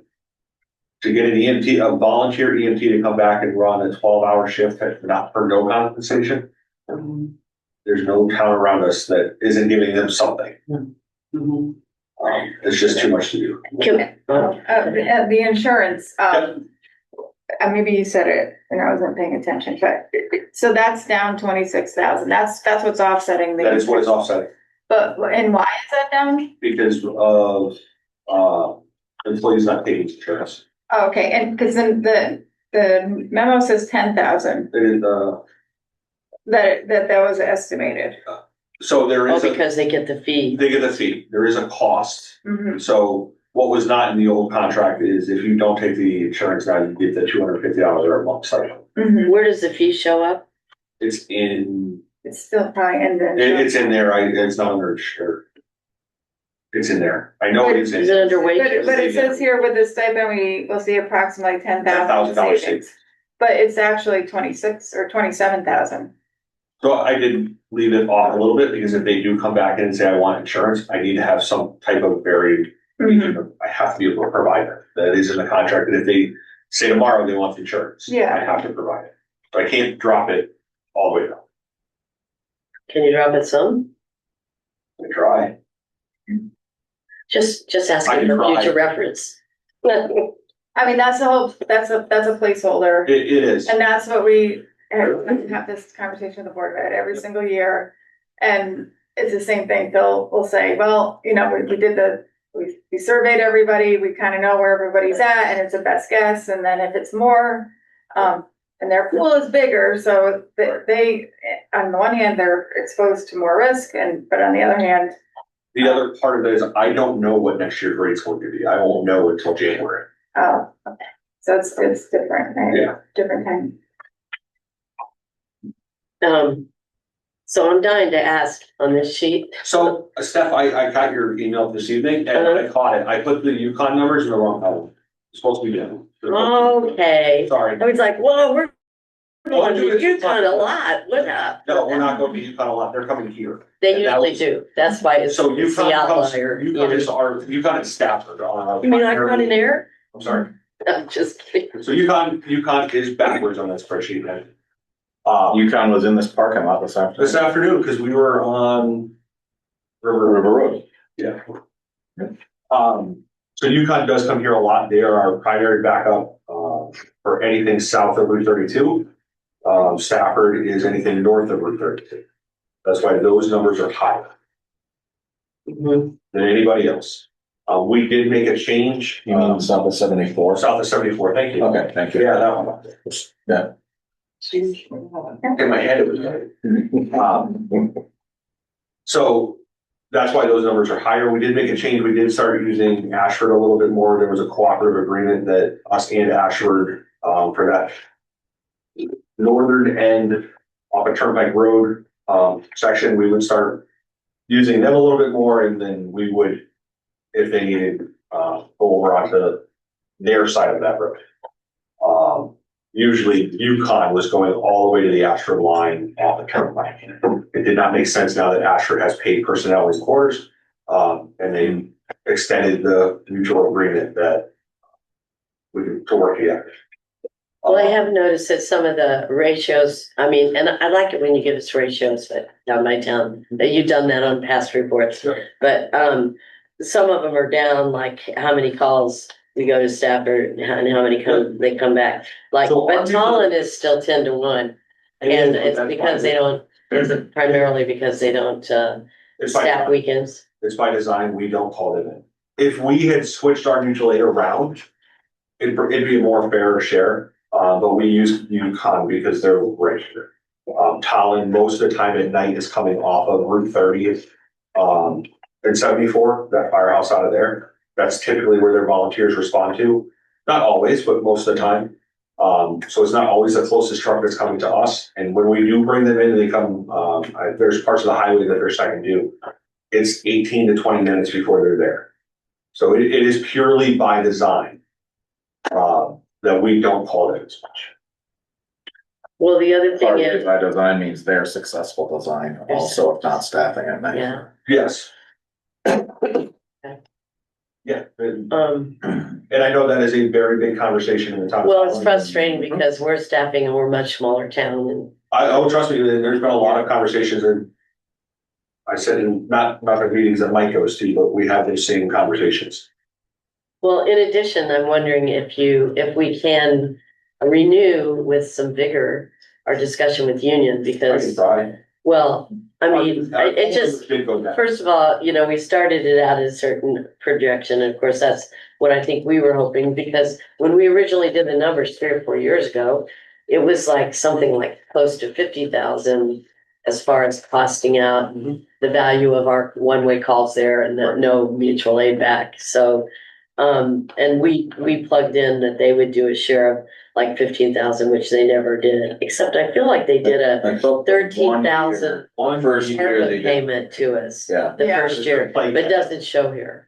But then we've done like 5,000, which is pretty nominal considering the cost is about 10 times that much, or it was several years ago when we ran the numbers. But they haven't really done anything this year. And I think it's just gonna die as an They've immediate guaranteed death. that they'll pay at least a 5. I will talk to them again. So We have been going there less too, haven't we? we have, Just bringing it up Yeah. because, Why are we going there less? they're All the people who already were their sick call numbers last year. Wait, I Yeah. don't know why, good for them. Ours don't seem to be, but. And I know it does look like a lot of mutual aid that we go to. But it also drives money back into Fund 17. When we're starting to look at these big apparatus repairs or replacements and stuff like that, any call that we can go to. And I think it's kind of important. right.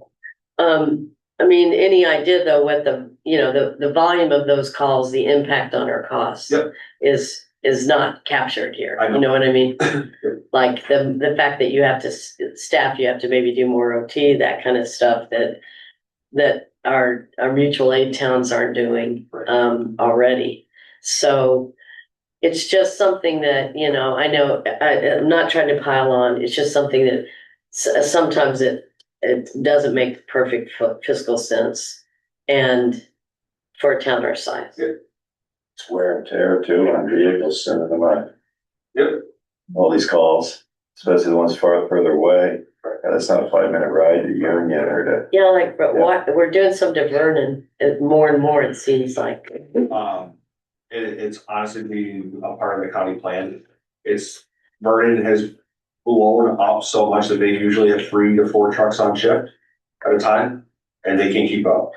There are 4, 5, 6, 7, 8, 9 calls at a time to cover. When they get to about 6 calls, they start out this way trying to find an ambulance that can go.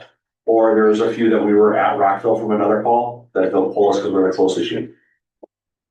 But it's kind of a one-way partnership, Absolutely. because they're not coming They're through not, at all. there's no way they're coming. Sorry. Also, you're saying if you have gone to like Rockville Hospital, Yeah, we're at. bring somebody there, Chester, yeah. and then another call comes out, all right, that makes sense. There's a couple we were literally 2 seconds away. It doesn't happen if it's just onesies, twosies No. calls going on. It's if they're really busy and it's starting to sap the resources in the Yeah. county, then they're gonna say, well, tag you're it because you're close. Normally, you wouldn't pull an out-of-town ambulance from the hospital and send them No. in town. But it happened, I mean, there were times I was on a transport from Yukon to Hartford and we were leaving Hartford coming back and there was like Manchester and East Hartford were all busy. And they just called us on the radio and sent us to a call in East Hartford. We don't even know where we're going, like and it was before GPS on phones, everything. And the whole area was just on ambulances. And they knew we were leaving Hartford Hospital. And when we called on the radio and said, we're leaving Hartford Hospital, they said, we got a job for you. And that stuff does happen. I mean, I did not throw the 1 or 2 that, they're coming back from somewhere that, yeah. Okay, Because the system gets depleted and unfortunately gets depleted a lot more frequent than we like. so can you guys say a little bit about the 100,000 that restored the budget from last year, on the ambulance? In other words, the money that was the additional offset. Yeah. That's on the, Yeah. You can explain. on this one, Yeah, so the offset on the bottom, so there was 60,000 from leftover funding from last year that was supposed to be applied to this year. And then there was a $40,000 transfer out of Fund 17 from the building project out of the 80,000 that was turned back in from the fire. That is the $100,000 that was infused into this year's budget to lower the into the current into fiscal year. the current, sorry, thank you, the current fiscal year. To drop it, the taxpayer share. And the 60,000, was that from the Fund 18? 60,000 was from Fund 18, Right. yes. And so keep in mind, we don't talk about Fund 18 very often. Fund 18 is just essentially, if there's unspent money in the emergency services budgets in a fiscal year, like if there's $5,000 left over, because it's already considered a transfer out and because emergency services has some ebbs and flows, instead of it going back into the general fund, it goes in Fund 18.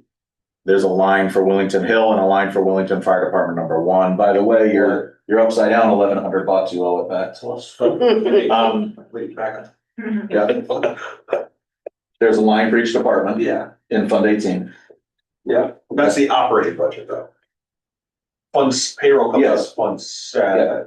Right, but the $60,000 leftover money was in. Instead fund, the payroll fund, the ambulance payroll fund. Yes, but Fund 17 is not the ambulance payroll. It's not, but it's not Fund 18.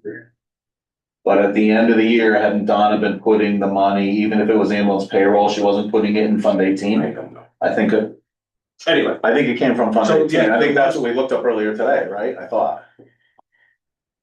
We looked at a lot of numbers. Okay. It was leftover money anyway, whether it was in 17 or 18, it was Yeah. leftover money. there Unspent. was also a They got transfer. So what makes the numbers look even worse is we had 2 retirements. So it shows our income as being off from those retirements because it took money out of the accrued liability, Yeah. retirements, however it's labeled. What's that line? Right. Labeled as Compensated absence. Compensated absence. Compensated absence, there we go. So their retirement funds come out of that. So it shows being way off. Yeah, And that is one thing we always do get a thumbs up from the auditor each year, Yes. that we do keep those funds aside so that we don't have any unfunded retirement or job end gotcha. obligations. No unfunded obligations for Okay. retirements of employees. And then if you did notice on my thing, I talked about the sick time on the definition page for the contract. We did change it so that they can no longer, any new employee cannot accrue Jagoon past amount. 480 hours. Cherry like that. Less giant payouts, right? That was a nightmare. I'm sure. Yeah.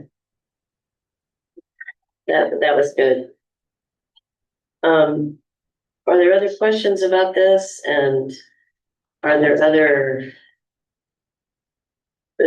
Is there other advice for Mike as he sort of goes into the Board of Selectmen deliberations about what to do when they finalize their budget? Anything you've been wanting to say and didn't get a chance to? Well, do we need to give guidance as far as what we're looking for so that he has an idea of where they want to get to? Oh, you mean like bottom line? Yeah. Less. Less, yeah. Already a given. Yeah, yeah, but I mean. You'll be happy then, okay, Yeah. easy. It'll definitely be less. Go from 13.4 to 13.1, no, that's not. Definitely less. Well, Region Lot 19 less. is lower than usual this year, but that's a piece, and it's not the biggest piece. So, what I'm worried about is, unlike any other year, we do not have the fund balance as a safety valve. And that's a big thing, I think. So, I don't know. What do you guys think? I usually save a lot of my thoughts until I start seeing impact on taxpayers when we start getting to that point. Because that's what's kind of determined. Dollar impact or services impact? Impact out of your pocket for one thing. Well, right now, the way this Yeah. is set up, I mean, the way it's coming out, it's like a 15% increase. That's not. It's not gonna pass. No, it's not gonna. Not even close. No. Yeah, but I think you. Yeah, I hear You know that. that, you know that. Um, I definitely hear the concern. I don't, whether you give me a number or not, we're gonna be looking at it very seriously. Like, we literally didn't have the true numbers until 4 o'clock this afternoon, now that we've got all this stuff together. So do you talk to the individual departments that are under your budget then? Yeah, I can go back to but also if you look at most of the individual departments, that's not where the problem is. It's within it's like Public Works and. Well, I mean, Parks and Rec and, oh, yeah, you know, Yeah, but Parks and Rec is, or. I supervise the employees, Right, but their budget is not really under my budget. that's true. But we can say. That's yeah. really your job to communicate to Parks and Rec. Yeah. Um, I mean, is that something we wanna put out so they have some time to sit down to like Parks yeah, and I Rec? mean, I would hesitate to give like a, standing number, but in the budget letter, I said up front that, you know, inflation is sitting right about 3%. That was before we went to war, you know, and, so the thing that's hard for fiscal budgets and education budgets too, is that we don't, you know, nothing stays there. The rate of inflation does not guide big, you know, contracts for power or, you know, contracts that are negotiated or, you know, other things. It's, so what I worry about, particularly with the school budget, is that we're on the cusp of seeking, and a lot of people are working hard on it, but a longer term solution that would be really good for the town, I think, and of some kind, you know, a solution while we have a huge offer from the state to help us with that. And, you know, I would worry about weakening the school programs too much. You know, I don't like to weaken the programs anyway, but It's good stuff, just sending them all an email saying, hey, we got it, thank you, everybody, we got them all now. we can do that. It's a very bleak picture, Yeah, I don't know if people know how, and this isn't the year for good Right. stuff. right, And if you can't defend it, and if you don't have, you know, passionate people who care about something you're trying to do, we can't really consider it. You just can't. And we can't sell it, it's true. Cause they won't be buying it. no. So, That's our snowplow contract. And honestly, I would rather do it in one referendum because those are pricey little numbers too. Yeah. It's crazy. I don't want to spend 9,000 on a referendum, you know?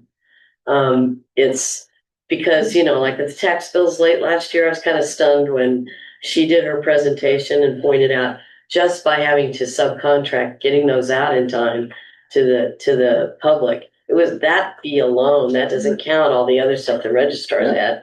It was 5,500. That's, you know, that's a serious late fee. Yeah. I just don't think it's serving anyone. So again, as you were saying, just keep in mind what departments, you know, don't get confused by the fact that I supervise the employee versus if their budget is under my budget. So you go to those people and I'll work on my stuff. So Okay. I senior promise.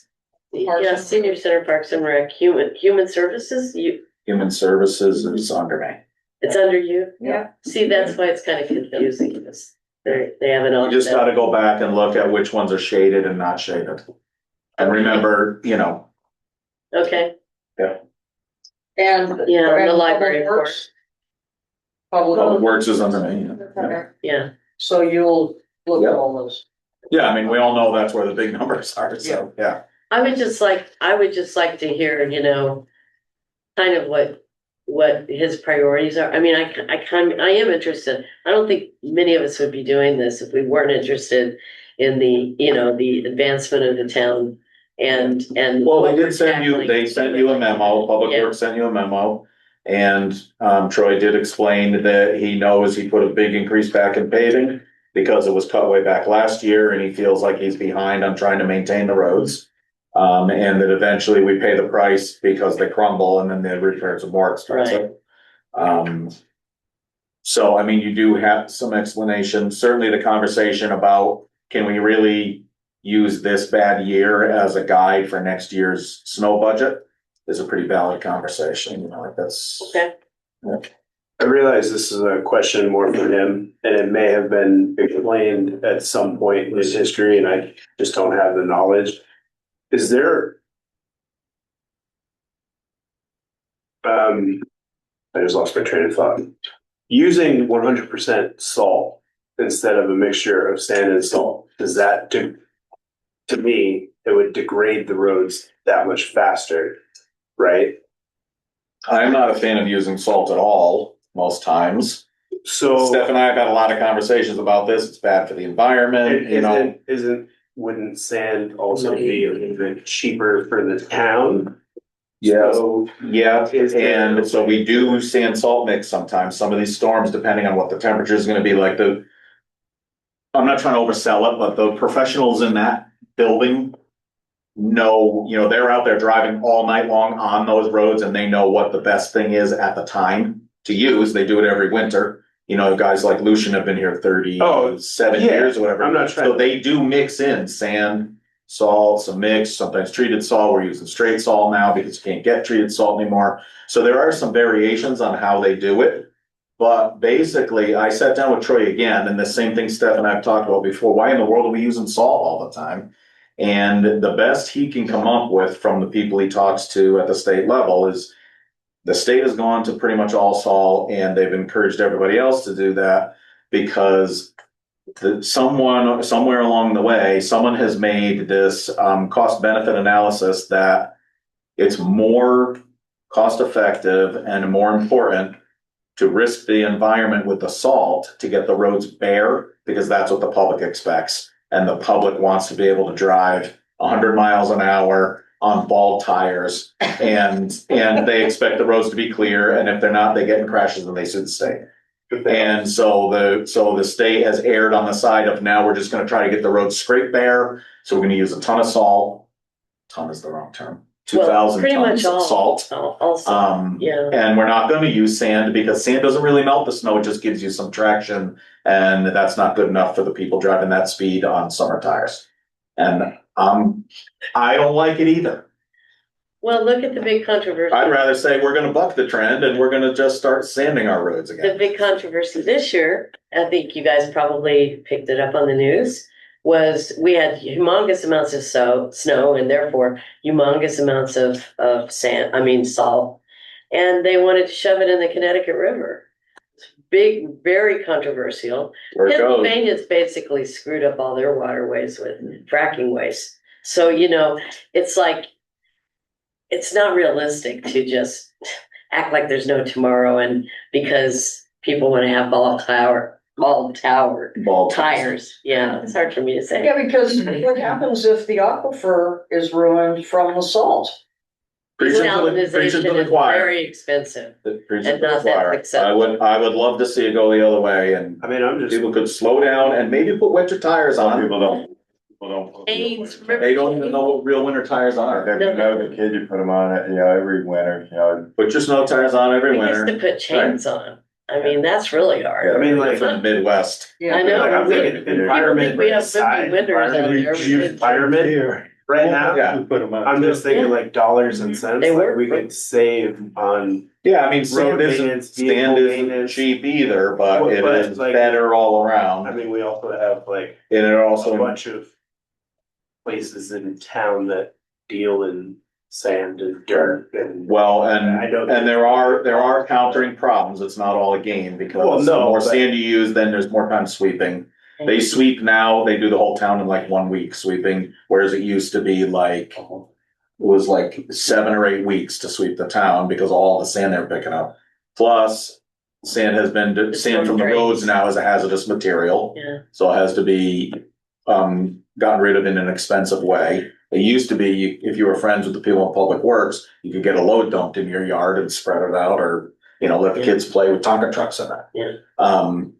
And so now you gotta get rid of the sand, and you gotta back the catch basins more. Now they can go around and there's almost no sand in the catch basins or anything, so the backing of the catch basins is way easier and faster. I'm not advocating for, I'm just saying, like, these are the issues. all of it is complicated, and for whatever reason, the guidance from the state is pour salt all over the place. Yeah. Maybe the salt lobby's really good. So they're not listening to Deep, I bet. Well, for some reason, Deep isn't complaining about it, and I don't know why they're not complaining about the salt everywhere. Kathy Demers would.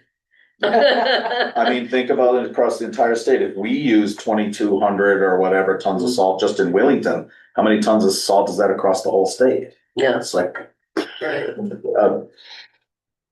and it is all going to the Connecticut River. I had a question that I forgot to ask. Oh, go ahead. In 24-25, so last year, there were all the salaries, I think you mentioned why this is, and I can't remember why. The salaries were approved for a certain number, and it doesn't seems like in every department, same thing happened. They were approved, and then they were adjusted for a little bit higher, and then the actual expenditures were either at the adjusted level or a little bit higher than that. 24, 25. Yeah. Like it doesn't really matter what employee you look at. That seems to be what happened. I think it's because they didn't have. I think it's because they didn't have the contract. Oh, this does sound familiar. Contract, and it was negotiated way late. And we already were in the budget year when that happened. That sounds right. Was that right around the transition between Erica and Pete, somewhere in that area? Yeah. That contract, I can't remember. But I do remember the conversations like that. Yeah, they couldn't get times lined up with the union to get them to the table.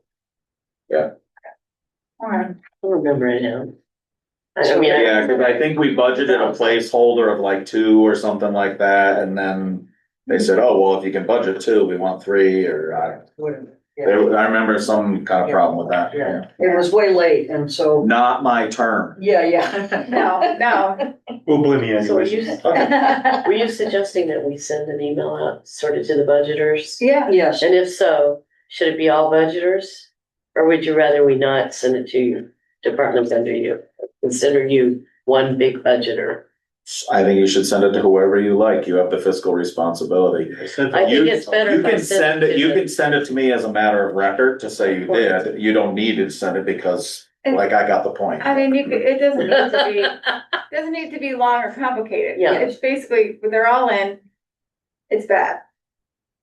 And we're gonna ask you all to come back. A little bit. That's it. Don't say a little. Yeah. Yeah. And some of it, like the elections. There's nowhere for that to go. Yeah. They're part-time employees. They need more hours to cover, and there are gonna be more primaries this coming year. It's just, it's like a per diem cost. It's regulated by the state. It's regulated by the state and it's increased. Another unfunded mandate. That things like the library, where they're trying to recover the money we cut last year, that shouldn't be. I know. Well, I mean, I think I told him I thought it was, unlikely, but I wanted to see what it does to the numbers and just kind of give him a heads up. So 58 grand, something like that. 50. It was really 42, and they took 7,100 out of their own to augment it, but something like that. And it's based on unspent transfer out money, which is kind of a gray area in a way, but. Yeah. Steph and I talked a little bit about the idea of maybe to make future processes easier, trying to get rid of some of these gray areas, like, if you were to look at either of the fire department's operational money, they have, some private money and they have the town money that's, approved in this process. But the delineation is clear and it's tracked, like in my own experience in Willington Hill Fire Department, and I'm sure they do the same way, it's completely separate bank accounts. The money from the taxpayers that goes to Willington Hill's operation gets paid for through this office. The invoices come in here and get paid. So this office already has all the information on exactly every transaction against the taxpayer's budget, or funding. And then the Willington Hill Fire Department has a separate meeting at the monthly meeting. They close the public meeting and they open the private meeting of the association, and they do a treasurer's report of the money that they manage that belongs to this, their private money. And that is submitted to the, that's part of their tax return and whatever else. Mhm. It's very clear, and the money doesn't mix unless there's a reimbursement for something, but it's tracked, it's a transaction. Mhm. And it seems in some of these locations, like the library, the money all gets sent to the library and then it gets put into the bank. And it may, not that they're doing anything wrong. An I'm not making any investment. accusations No, that they're doing anything wrong, but the money It's done just ends up differently. combined. Yeah, And then it leaves a gray area like, well, did the taxpayers' money fund this thing, or did the taxpayers' money go in the bank? Which isn't necessarily wrong, you just don't know.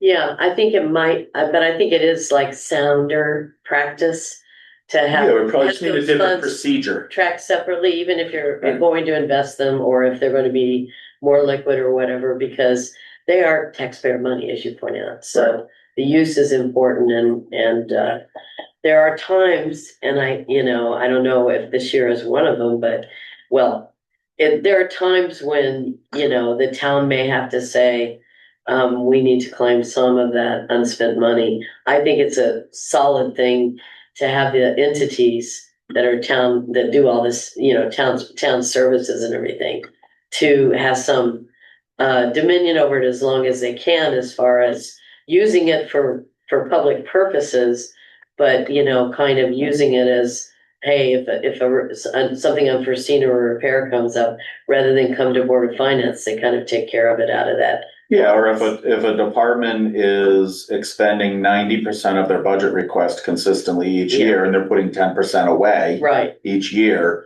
then maybe the taxpayers don't need to be funding that extra 10%. Or maybe it's determined that's okay, because the money that's put away has a purpose. I'm not saying it's right or wrong. Yeah. It's just hard to track. right. And if there's always money left over every year that's getting put away in a CD, then maybe the taxpayers are paying too much. Right, and it's different from the town departments because, Well, because what's left at the because end, and a lot of money goes back into the it general goes fund. into the general. So that feeds the next year's budget. Okay, thanks, everybody, and, pace yourselves, because the only other thing I wanted to just mention is we have 2 weeks from, after tonight for deliberations and appropriations. So that's not a lot of time. It's possible, because we are getting some information late, that, that we may need to, add a Thursday on, which would be March 26th, I think. I'm sorry, is that right? Yeah, because we were gonna do appropriations on the 19th. We're March, so you've been on vacation. So you've been on the road, but I would rather not do that, because it really jams up the sort of publishing time frame for the budget hearing in the old town hall that we do, and then the town meeting. I'd rather not be last minute about it, but I just wanted to kind of put it on your radar in case we have to go, hey, you guys, I know this isn't on your budget calendar, but it's possible we're gonna need another meeting. Okay? Thanks, but this was good. Present to speak? Yes. Is there anyone present to speak online? Do you see any hands? No? Do you see anyone? I can't, sometimes I think I Is can. that the cursor? I think that's our cursor, right? The white hand. Someone, Okay. Christina, can you move the Oh, mouse? sorry. Yeah, that's our. Yeah. Jen McCoo. I figured if it wasn't orange or whatever, or yellow or whatever it was. Okay, shall we adjourn? Oh, I'm sorry, correspondence. did you guys get get a chance to look at? Okay, Yeah, I thought that was really helpful. yeah, really. It was actually more, it's not more than I thought because Wellington was kind of ground zero. Oh, I don't know Ralph. what you're talking about. That's the foundation. Oh, Tax laws is for the foundation. foundation, Oh. the funding and how, Okay. because we asked him questions, Hmm, how long does this funding last for homes that still need to be repaired in Wellington? So, also, I did send out today, I think, and I don't know if you had time to see it and share it yet, but I sent out the facility study, the fire department facility study, yeah, the data GIS report that was behind the study, and the introduction memo from the fires. you did So send these- that, but it was late and I didn't Yeah, want to mess I'm it up just with. pointing out that it's out there. I Send sent it to you it, guys tomorrow. I sent it to you and I sent it to Jim for CIP, and it is now posted on the website, the town Great. website as well, so it's finally. That's out there. Ralph had his hand up. Yeah, Yeah. Ralph put his hand up. And then Ralph? he disappeared. No, oh, he's still Oh, there, he just nice. isn't raising. Well, I'm here. There I you don't go. have anything to add with respect, by the way, Ralph Tullis, Village Hill Road. I don't have anything to add about the budget because we haven't looked at it yet as a board. And all I wanted to add tonight is my typical admonition about cross conversations going on in a Zoom meeting. If you're online following the meeting, when you all start talking amongst yourselves, nobody gets hurt. It doesn't help matters.